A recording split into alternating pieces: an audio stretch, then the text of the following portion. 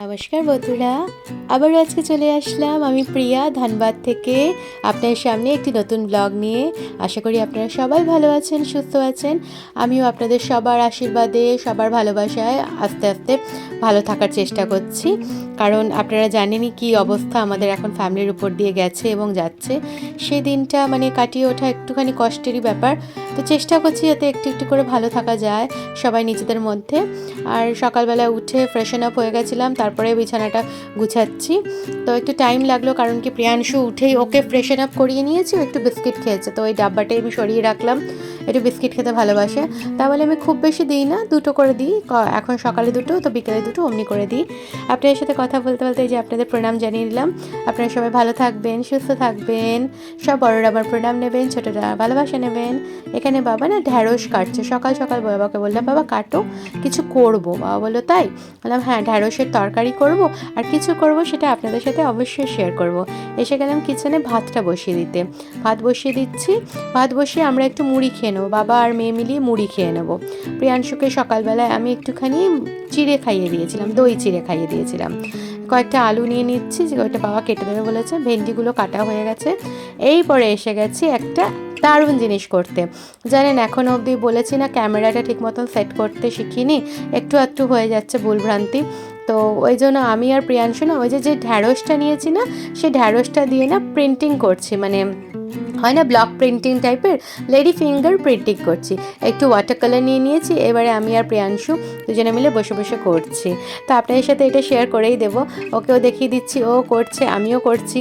ছোটো হাতে যতটা যেরকম হয়, এই দেখুন ও লাস্টে করলো, আমি লাস্টে একটু গ্রিনটা দিয়ে কালার করে দিলাম ওই জায়গাটা। এবারে আপনাদেরকে দেখাচ্ছি।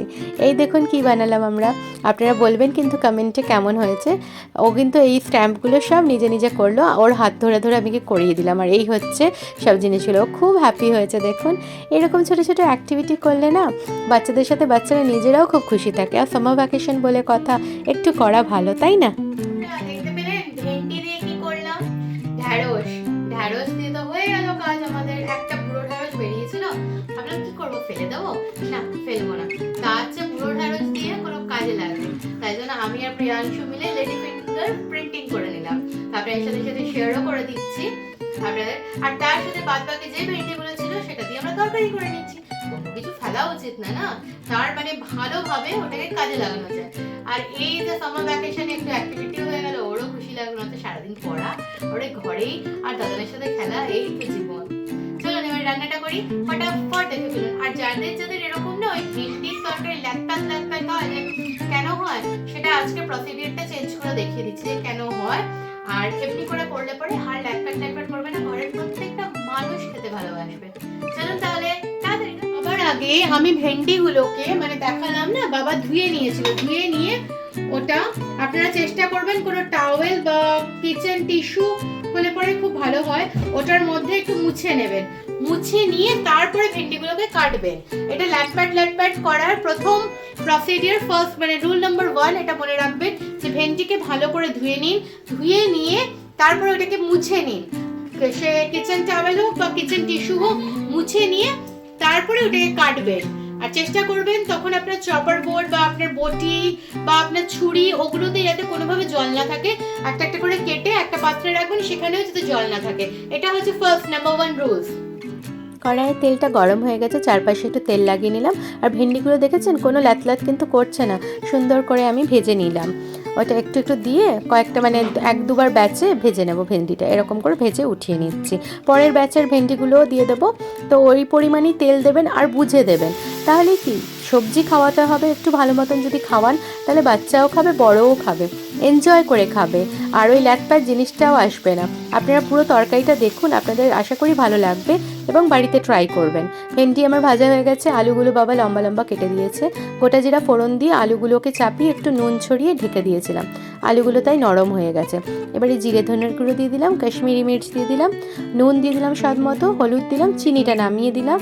নামালাম ওপর থেকে, নামিয়ে তারপরে দিলাম কাঁচা লঙ্কাকে ফাটিয়ে দিলাম, দুটো গোটা গোটা দিয়ে দিলাম, কারণ কাশ্মীরি মির্চ কালার করবে, টমেটো কালার করে, কিন্তু স্বাদ মানে ঝালটা কাঁচা লঙ্কাতেই আসবে। তো ঝালটা তো প্রিয়াংশুর জন্য দিই না, আমিও খেতে পারি না, তো সেই আপনারাও বাচ্চাদের এরকম বানিয়ে খাওয়াতে পারবেন।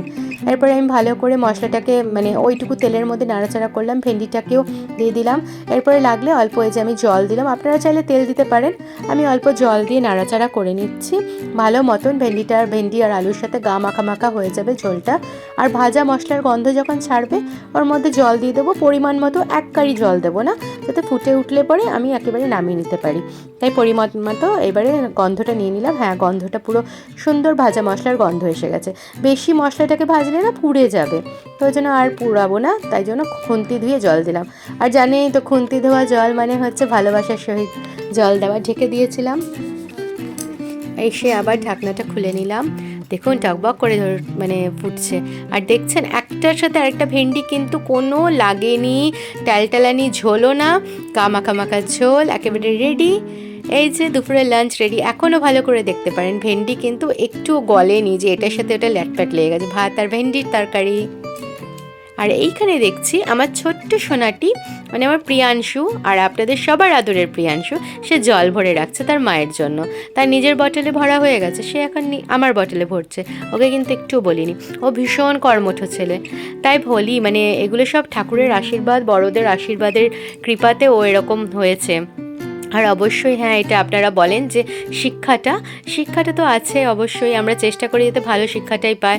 আবার অনেকে রাগ করেন জানেন, যারা আমার অনেকেই ব্লগ দেখেন রাগ করেন যে এতটুকু বাচ্চাকে আমি 3.5 বছরের বাচ্চাকে করাই। অ্যাকচুয়ালি দেখুন করানো না, এটা একটু ডিপেন্ডেন্ট না হয়ে ইন্ডিপেন্ডেন্টলি করাটাকে শেখানো, যাতে বাচ্চা স্কুলে যাচ্ছে নিজেরা করতে পারে, নিজেরা মানে নিজের জিনিসগুলো করতে পারে, ভবিষ্যতে না কষ্ট হবে না, ও নিজেরটা করতে পারে। আর একা মায়ের তো একটুখানি হেল্প দরকার লাগে, সেই জন্য একটুখানি ও হেল্প করে দেয়। আর এইটুকু পাশে তো আমরা চাই নিজেদের সন্তানকে। আমার মাও এমনি করে বড় করেছে, এমনি নয় যে আমাকে খুব প্যাম্পার করে, তাই জন্য মাটিতে শুতে দিলেও আজ আমি ওটা খুশিতে মাটিতে শুয়ে যাই, আর গদিতে শুতে দিলেও গদিতে শুয়ে দেয়। সেম জিনিসটা ওর মধ্যেও আনার চেষ্টা করছি এবং করেছি প্রিয়াংশুর মধ্যে, যে কোনো পরিস্থিতি যাতে হার না মেনে খুব সুন্দর করে ট্যাকল করে। চলুন আপনাদের সাথে কথা বলতে বলতে আমি তো এখানে ফ্রেশন আপও হয়ে গেছি, আর প্রিয়াংশু স্নান করছে, ওকে আমি বললাম এমনি করো, তো শুনলো। এরপরে স্নান টান করে নিয়েছে, আমি ওকে এখানে তুলসী গাছে জল দেওয়া করাচ্ছি, সুন্দর করে ঠাকুরকে বলে জল দেওয়া করে নাও। তুলসী গাছটা বাবা আজকে একটু খুঁড়ে দিয়েছিল। এসে গেলাম, ভাত খেতে বসে গেলাম, দুপুরের খাবার। প্রিয়াংশু কি বলে, প্রিয়াংশুর এক্সপিরিয়েন্স আর এক্সপ্রেশন দুটোই শেয়ার করবে, যে ও ভেন্ডির তরকারি খায়, কিন্তু অনেকে যে খায় না, ওর কেমন লেগেছে ওর মুখ থেকে আপনারা জেনে নেবেন। আর আমি না সত্যি বলছি, প্রিয়াংশুকে ওইটা শিখাই না যে বলো ভালো ভালো, ভালো বলবে না, দেখবেন যেদিন ভালো খাবার লাগে না, একদিন দিয়েছিলাম শুধু খিচুড়ি খাইয়েছিলাম, ওর কিন্তু এক্সপ্রেশন কিচ্ছু ছিল না, এখন দেখবেন ও ওর এক্সপ্রেশনটা শেয়ার করবে আর বলবে।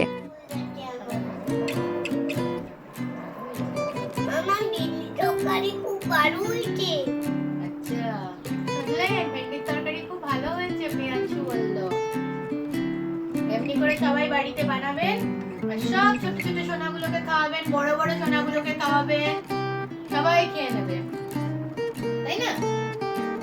ভেন্ডি ল্যাটপ্যাটও করবে না, সুন্দর লাগবে খেতে। হ্যাঁ, ভাত দিয়ে করো।